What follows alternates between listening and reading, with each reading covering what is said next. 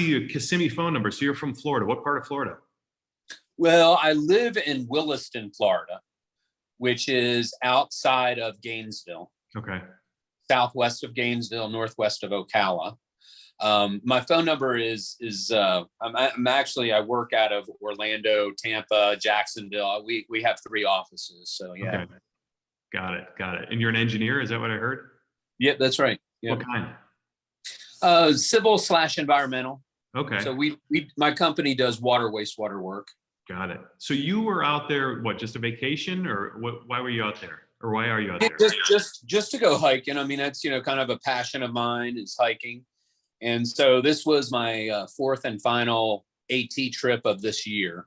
Okay. And I've been planning it for a couple of months, and like to do it, like to get away. And, I try not to let the phone take control of me when I'm out there. I'm typically, I take some videos for the family. I'll text them some pictures of the sites. And then that's about all, probably a call back to them once in a while. And obviously with all this going on, the phone is it's blown up over the last 3 days while I've been out on the trail. So, and the service, I can't imagine, is great out there. Oh, no, it was terrible. It was terrible. Get that cat. I got to get the cat out of the background here. Sorry about that. You too. You go. Sorry about that.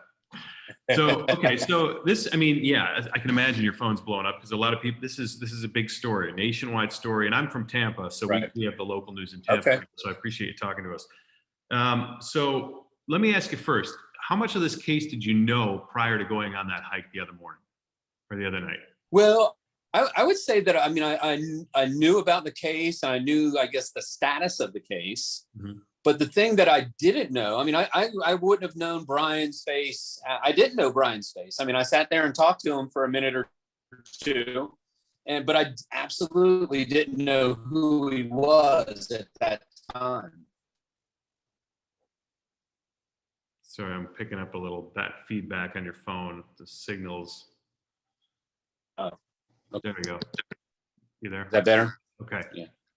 So again, you knew you could pick him up. You knew the name. You knew what he looked like. No, did not know what he looked like. Okay. So walk me through. Now, this was Saturday at 12:30 in the morning. Is that right? Yeah, that's right. So walk me through. I drove. I had a conference in Orlando Thursday and Friday. I left Orlando, drove at 11, drove home, had a couple of things to do at home. And then I left Williston at about 3:00 in the afternoon and drove up there. My plan was I was dropping my car off at the parking lot of where we were going to conclude our hike. So that was at the north end of Great Smoky National Park, where the AT Trail drops off there. It's called Davenport Gap. And I had a friend of mine who was going, and he was going to pick me up at the parking lot there at 9:30 a.m. Saturday morning. Okay. So it was 12:30 in the morning, as you said, a.m. On Saturday morning when I got there. Okay. I had never been. Go ahead. Because you drove there. Yeah, that's right. And I was just going to spend the night in the parking lot. I mean, I wasn't going to spend, a couple $100 on a hotel when I was going to sleep there 7 hours or less and, be gone. So I was just like, man, I'll sleep in my car in the parking lot. And so when I got there, I had never been there before. So I missed the parking lot and I was doing a U-turn. I did a U-turn. It's a small, 2-lane country road. You've got the Pigeon River on one side and a mountain going up on the other side. So it's just way out in the middle of nowhere. And I did a U-turn. And as I was coming back towards the parking lot, there was a vehicle coming towards me. And the driver rolled down his window and stuck his hand out, like, waving at me to kind of stop. And so I did. I pulled up beside it. It was a truck. I pulled up beside it. And I looked over at the guy, and he was kind of looking straight forward. And I was like, "Okay, well, what's he want?" And then he kind of looked over at me, and he, kind of exasperated, kind of look, "Man, I'm lost." And I said, well, I'm not from around here, but, where are you trying to go? And, I was kind of thinking, well, maybe this guy is a hiker too, and he's trying to find that same parking lot that I'm looking for. Right. And then he comes back with, man, I need to get to California. And I was like, okay, well, I wasn't ready for that one, being out here on the East Coast. Yeah. And then yeah. And then he went on. I didn't have a chance to say anything, but he went on and he said, yeah, me and my girlfriend got in a fight and she told me that she loves me and I need to get out to California to see her. And I was like, okay. And again, the guy to me at that time looked like he was on drugs. He just looked very disheveled and just not normal. And I mean, why do you stop somebody at 12:30 a.m. in a secluded road and start talking about your girlfriend? And so anyway, I told him, I said, well, man, if you want to go to California, we were a half mile off of I-40. And I said, if you want to go to California, you can get on I-40 right there and just follow it west and it'll take you to California. Right. And he said, no, I think this road that we're on will take me to California. And again, this is a small 2-lane country road. It's called Waterville Road. We were actually in Tennessee, but Waterville is in North Carolina. And so you go about 2 miles and you're in North Carolina. And so I was like, well, okay. And so then he kind of started driving off and I rolled up my window and headed out. I was going to spend the night at like I said, in that parking lot. But after that encounter, the guy he was weird. I was like, man, I don't want him coming back in the middle of the night while I'm sleeping in the car. Right. And so I got on I-40 to go west. And then when I got on I-40, I started thinking, well, what if this is Brian Laundrie? I mean, and so I got off on the next exit. So you actually had that notion after you had the interaction that it could be him. Yeah, I did. I thought maybe this would be him. And I got off the very next exit. So I went one exit, I got off, I opened up my phone and I Googled him. And the very first picture that came up was a portrait photo of him. And the thing that struck me about the guy when I was talking to him there on the street was he had a very dark and thick, not real long, but a dark and thick black beard and mustache. And the first picture that came up of him on the internet, I mean, it looked just the same. I was like, man, this is him. And I immediately started Googling the FBI and figuring out how to, contact and tell somebody that I had just saw him. So, it took me a few minutes, but I found out, I found the FBI's number and, very up the very front of their, electronic call-in spiel. There's something in there about, missing Gabby Patino. So I got on there and I left. I spoke with, I think it was a gentleman that I spoke to first. He took all of my information and he was like, okay, thank you. And, I was kind of pumped up. I was ready to see something happen. Right. But it was just like, okay, thank you. And then once I got off the phone, I continued to look for additional pictures of him. I wanted to make sure.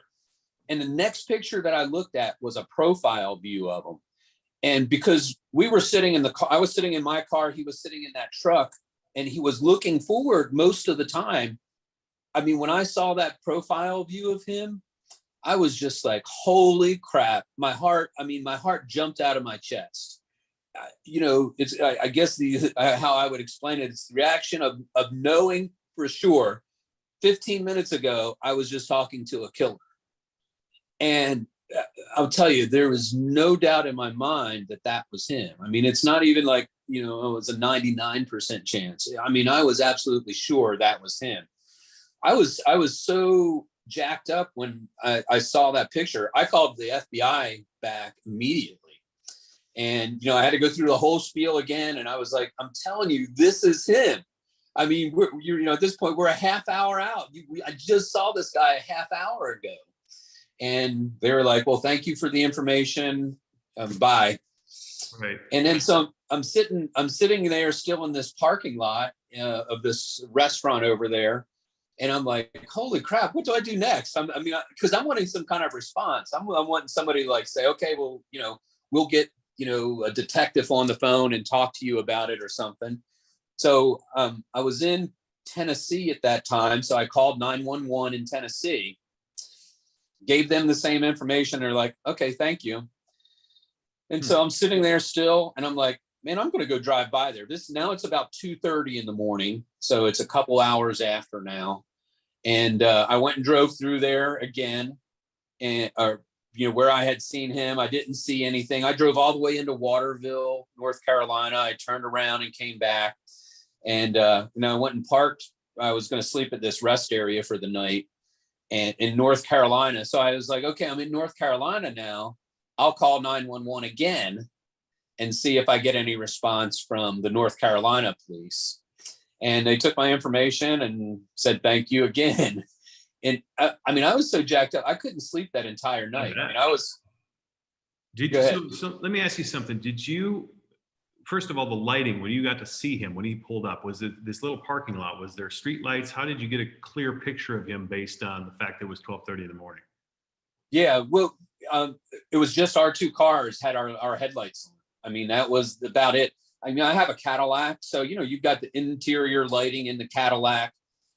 I pegged his car. I wasn't trying to pay attention to what it was, but what I told the FBI is, number one, it was a new vehicle. It wasn't like an old beater truck or something like that.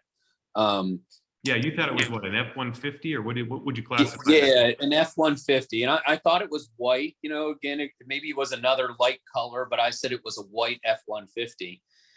And I wasn't looking for the license plates at the time. I didn't know that's who I was talking to. I was just ready to get out of there. But explain what he looked like, though. You say kind of disheveled. You thought maybe he was on drugs. Give us a little description of like his face and mannerisms. Obviously, you probably didn't notice any tattoos or anything. No. Finger tattoos are okay, but walk us through what he looked like. And I couldn't see his head because he had like a bandana or a T-shirt tied around his head. Okay. So, of course, every picture I've seen of him, he's bald, but I couldn't tell that. And again, there was the prominent beard and mustache. And again, like as soon as I pulled up, he's the one who waved me down at 12:30 in the morning. Right. And when I rolled down my window, he's just like, it took him a minute to say something to me. So I'm like, that's odd. You stopped me. And now, I'm not offering up conversation at this point. I don't know what's going on. Right. And then, just to get into, your personal life, that's what you're going to tell me about at 12:30 in the morning. So he volunteered that information. Yeah. It was all just really weird. In hindsight, as I sat there and, as I told you, after I had made the 2 calls to the FBI and a call to the Tennessee 911, I was sitting there thinking, I was like, well, I don't think he was on drugs, because when he did talk to me, he wasn't slurring his speech or anything like that. And when I figured out that it was Brian, I was like, man, I think that guy was just, mentally out of it, after being on the run for a month or however long it was, having, killed the woman that you supposedly love. I think it's all just catching up to him. And then to actually stop somebody in the middle of the road, it's like, it's almost like he's wanting to be caught, So when you made the 911 call we listened to, you actually got his name wrong, saying Brian Lauer, right? When in the 911. Yeah. Piece that together. Okay. So, but you had knowledge of the case, and you had known what was going on, and you kind of knew what he looked like. But once you looked at him after the fact, that really struck a nerve, and that told you that was him. Yeah, absolutely. I'm an engineer, I pay attention to detail. That's what we do. Right. And I'll tell you, there's just no way that it wasn't him. I looked at his face, 15 minutes before I pulled it up on the internet, and there's just no way to me that wasn't him. It wasn't like it kind of looks like him or something like that. It was him. And as we watch this case, even today, on my Twitter feed, people are talking about more sightings out there at the trail, Appalachian Trail. And And that's interesting when you start seeing areas start to ping and get closer and closer, and more people bring up the fact that the FBI are probably getting thousands of lookalike calls into them. So maybe that's why they didn't reach out to you initially to say, we're going to take this seriously. But now the FBI, you're talking to them tomorrow. Is that what I heard? No, well, maybe tomorrow or Wednesday. So okay. What did they tell you? Yeah, so I haven't talked to the FBI yet. What happened was, as I've talked to a lot of media outlets, one of the things to me is, I didn't need all of this. I didn't, I was going away from my vacation to have good time. Yeah. I didn't need, no offense, but right. I didn't need to be sitting here at whatever time it is, 11 o'clock having this conversation. Right. But to me, it's kind of your civic duty. You see something like this and civically, that's what you're supposed to do. See something, say something. Absolutely. Yeah, absolutely.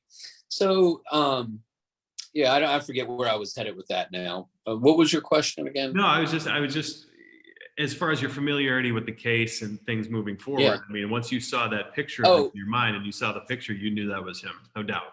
Yeah. So I know what I was going to say now.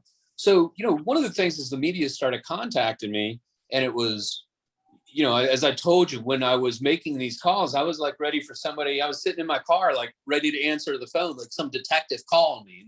Okay, let's go through this again. What did you see? And, I get through that night and no one's calling me. And then, I get through all the way through Saturday and no one's calling me. And then Sunday, and, what happened basically was the media started following up. I was talking to the media. And then all of a sudden they're asking me, okay, well, have the police called you back? I'm like, no. And so the media started calling around, and the FBI and then the local law enforcement people reached out, got the 911 call, and they're like, why haven't you guys done anything? So on Sunday night at 7 o'clock, I got a call from the North Carolina sheriff's office that my 911 call went into. Okay. And I forget the name right offhand. I've got it. But the chief detective called me himself, and he said, listen, this is what happened. You made the call, and the call was made at 2:30. So I made that call at 2:30 from the rest area where I was going to sleep for the night. He said at 3:05, and we made the dispatch immediately after that. At 3:05, an officer got to that site. Oh, wow. And, he said it was a good distance from where the officer was to that, pretty remote site. And he said at 3:05, they got there. They rode the area till 3:54. They pulled over. They only saw one car at all that time. They pulled that car over and checked the person's license. And, it was somebody from Tennessee. It wasn't Brian. And so he said, but I apologize, because part of our protocol is that on 911 calls that we, the person that calls it in, that we follow back up with them to let them know what happened. Okay. And he said, I apologize. We didn't do that with you. So I'm sorry that you're out there and not knowing. He said, and again, this is on Sunday. He said, I spoke with the FBI twice today, and we want you to know that, if you want to meet with the FBI, they're willing to meet with you. Okay. So I texted the chief deputy back today, and I said, yeah, we can meet Tuesday or Wednesday. So he's setting up a time. Okay. So I'm just waiting to see, when that is. So just to summarize, and the facts that you have, white pickup truck, possibly an F-150. What was the parking lot? Where was the closest location you can tie that parking lot to that you remember? Well, it is I've put it on a pin and I've sent it to people, but I mean, it's the Waterville Road at the end of Waterville Road at the Pigeon River Bridge. The parking lot is actually underneath the bridge. So it's Waterville Road, Pigeon River. It's right there. Got it. And when he asked about California, did you just assume that's where he was headed next? Well, not when he drove down Waterville Road. I mean, to me, it's, you're not driving down a small 2-lane country road to get to California when I-40 is right next to you. Did you get the impression he was camping out there, or was just passing through and happened to be upon that parking lot? I did not get the impression that he was camping out there. Some people have asked me, did he look like he's been living, under a rock, so to speak, out on a trail or whatever. And again, I could only see him from here up, or here up because he's sitting in a pickup truck. But, his face didn't look dirty. I mean, he didn't look, I told somebody else today, I mean, he didn't look like I did today when I got off the Appalachian Trail. Well, you did 17 miles today. I mean, that's pretty impressive. Yeah. So, I mean, he looked fairly clean to me. Okay. What do you think about this case now that you went through that experience, but have been following it, especially from Florida? We've been covering it intensely. What do you think about this case? Well, it's kind of interesting. I told you I had to go to a conference down in Orlando on Thursday and Friday, and my wife and my mother-in-law told me on Thursday before I left, now you be careful up there because Dog the Bounty Hunter says that Brian may be up there. And I was like, I am not going to run into this guy up there. I mean, there's no chance of it. And so, but, to me, the thing is, and again, as I've kind of said this already, I mean, I have, 4 kids, 1 young daughter. Right. And, I know that if I was in their position, the Petito's position, I mean, I want to see that justice, and that's why I'm reaching out and doing this. This is why I've taken all these media, opportunities to talk to the media, to try to get it out there and to bring this thing to a close, because I mean, it's got to be heart wrenching and gut wrenching to know that, your daughter's dead. And yet the man who's killed her, I mean, he's, it's been a month or so now or more.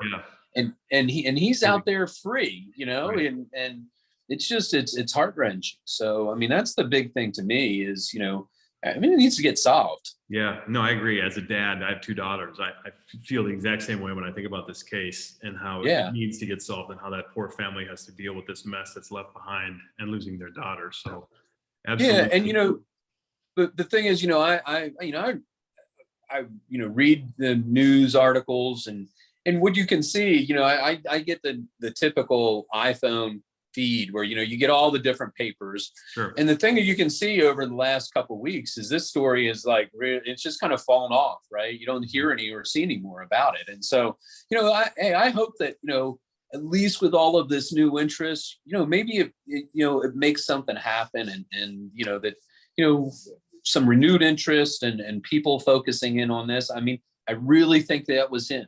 I really think he's in this area, and I'm hoping that people will recognize it, and I'm really hoping that like I said, is he's a man that's ready to get caught now, right. and that the police can do something and catch him now. Right. Are you planning on staying out there, or are you heading home soon?